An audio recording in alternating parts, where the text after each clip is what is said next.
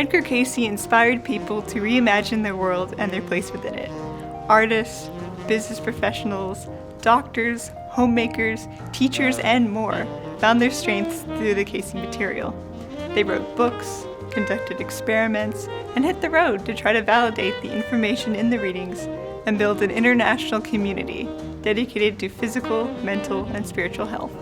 In this video series, we're introducing you to the men and women who kept the Cayce work thriving. This week, meet Gladys Davis Turner. Gladys was born on January 30th, 1905, near Centerville, Alabama, to Annie Wallace Davis and Thomas Jefferson Davis. Her father, a tenant farmer, moved the family several times, finally settling in Selma. Her mother and father wanted her to become a school teacher. However, Gladys's interest was piqued when her father excitedly described the wonders of a typewriter he had seen in an office one afternoon. With their parents' approval, Gladys left Selma High School and enrolled in the Central City Business College. She graduated with a degree in shorthand and typing in 1920. The Cayce family was also living in Selma at the time, where Edgar ran a successful photography studio. A devout Christian, he taught Sunday school and led his church's youth activities. Gladys's sister Mary became friends with Hewlin Cayce, Edgar's oldest son, when she joined Edgar's Junior Christian Endeavor group. By 1923, Gladys worked as a secretary for Tessier's Hardware in the same building as the Cayce Art Company. Gladys and Edgar politely acknowledged each other in passing as he climbed the stairs to his studio. It was only in August of that year, when Edgar arranged a group audition to find a new stenographer, that their lives would truly intertwine. Gladys went to the audition as a favor for a friend. She was surprised when Mr. Cayce called her into the studio a few days later and offered her the job. Mr. Cayce was very nice. He just like he always was. Later, he sat down on the couch and talked to us a little bit, and then I felt very comfortable. There I didn't feel like there was anything strange about it. I mean, through the whole thing. Nell said to me one time down in Florida, you remember that people were asking me questions, weren't you awed by this situation? They have you this taking dictation from a man lying on the couch, like that. And I said, no, I didn't. And Nell said, why should she be? Doesn't every secretary take dictation from a man lying on the couch asleep? Her official position may have been stenographer, but Gladys handled numerous responsibilities. She scheduled appointments for readings by mail and by telephone. She helped Gertrude Cayce with household tasks and would look after the Cayce's younger son, Edgar Evans, when his parents needed to travel. Edgar and Gertrude treated Gladys like an adopted daughter.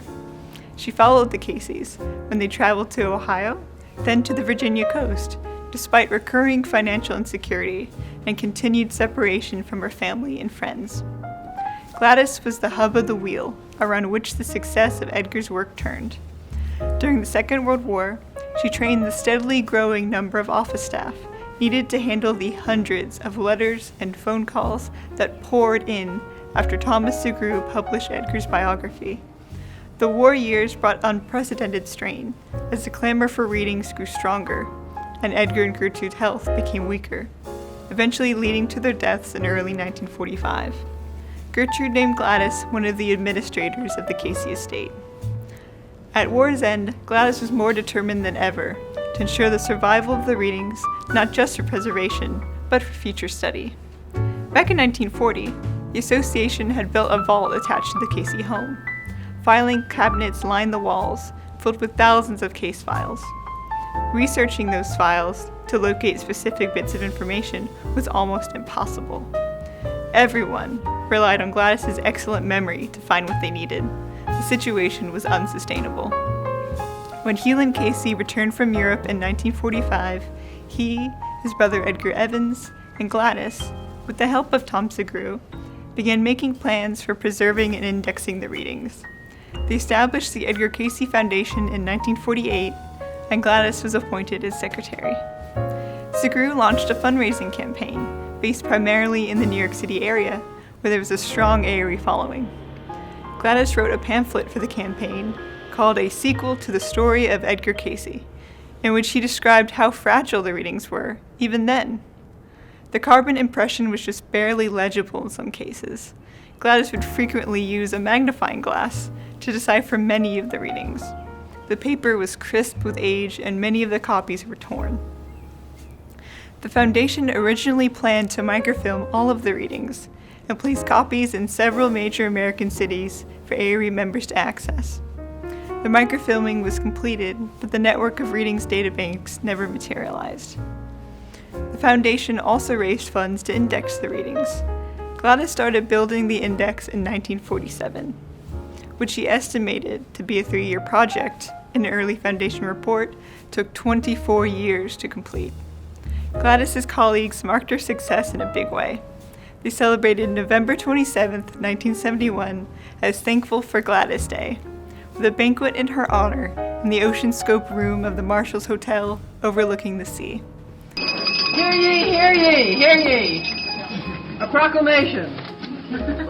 Whereas this is the Thanksgiving season, and whereas Gladys Davis Turner, hereinafter known as Our Gladys, has recently completed the monumental task of indexing the Edgar Cayce readings, and whereas the book Miss Gladys and Edgar Cayce's Legacy will soon be off the press, and whereas Our Gladys has already started her book about Edgar Cayce's correspondence, and whereas Our Gladys will soon be traveling about the country disseminating her very special brand of love and wisdom, we hereby declare and pronounce November 27, 1971, be thankful for Gladys Day.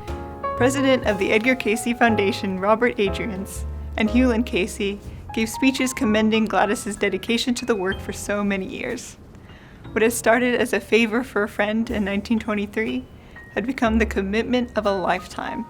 Gladys would continue to safeguard the readings until her death in 1986. On a December morning in 1949, a letter from Philadelphia arrived on Gladys's desk. Albert E. Turner wrote that he was a Sunday school teacher who was using the Edgar Cayce readings interpretation of the Book of Revelation in his classes. How in the world did he have the nerve? Gladys wrote in her memoir. Hal moved to Virginia Beach in 1950 to join the ARE community and continue a spiritual journey he had been traveling for several years. He became a beloved study group leader on the Bible and found a spiritual home with the local Quaker meeting house. He became close friends with Gladys over his many hours spent researching the readings. Their friendship deepened, became something more. Al and Gladys were married on July 20th, 1952, the ceremony held in Lydia Schrader Gray's apartment, an ARE speaker and close friend of Gladys and the Cayces. Lydia had helped Gladys nurse Gertrude Cayce in her final months. Al and Gladys moved into Glad Niche, the home she had built next door to the Cayces. Al retired from business and turned to gardening, lovingly tending the flowers around their home and the ARE grounds. Al devoted himself to Gladys for the 16 years of their marriage.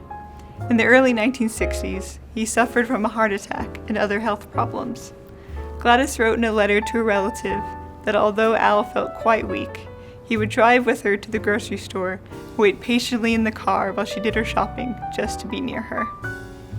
In the 1970s and 80s, Gladys's dear friends and fellow staff members at the ARE asked her if she would transform her incredible knowledge of the history of the Cayce work into a form that would last for posterity. She put together over 50 volumes of cross-referenced letters, legal documents, and other records in chronological order in preparation for writing her own book. Although she never finished the book, what she collected has been a repeated boon to me, a relative Cayce newcomer. I love how meticulous she was in every detail. Her notes in the margins of literally thousands of pieces of paper have helped me out more times than I can say. Her presence as I work in the archives is a comforting constant. I love that on a February afternoon in 1975, Gladys told her staff she was going out to run errands, but instead met Leslie Wilmore, a friend of Al and a member of his Bible study group, at the courthouse for their marriage ceremony. Unbeknownst to the couple, Hewlin had arranged a surprise wedding reception at ARE when Gladys and Les returned for their evening study group meeting. I admire how resilient Gladys was when she lost both Les and Hewlin in 1982, only a month apart. I love how brave she was, how self-driven. I respect the faith it took to veer from the usual course of a young woman in her time and place, to drop out of high school, learn the skills to earn a living for herself, and to choose to work for a man who could not offer material stability, but, perhaps more importantly, connected her to the beauty and mystery of the universe and our place within it.